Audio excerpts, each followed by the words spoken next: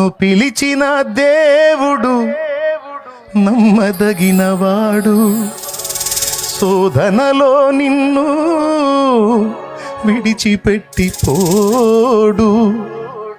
కంటి పాపల తోడుండి నిన్ను కాచుకుంటాడు, కన్న తండ్రిలా తోడుండి నిన్ను ఆదుకుంటాడు. ఇన్నాళ్ళు ఆదుకున్నాడు కాబట్టే నువ్వు ఇంకా బతికి బట్టగట్టి తిరుగుతున్నావు. లేకపోతే నీ చరిత్ర ఎప్పుడో క్లోజ్.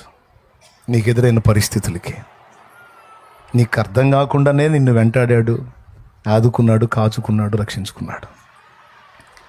ఇంతకాలం కాచినోడు ఇక ముందు రక్షించడు, ఇక ముందు కాపాడు. అవసరాన్ని బట్టి అగ్ని వంటి శ్రమలను రప్పిస్తున్నాడు. తగిన కాలం ముందు నువ్వు ఉంచమన్నా ఉంచడు.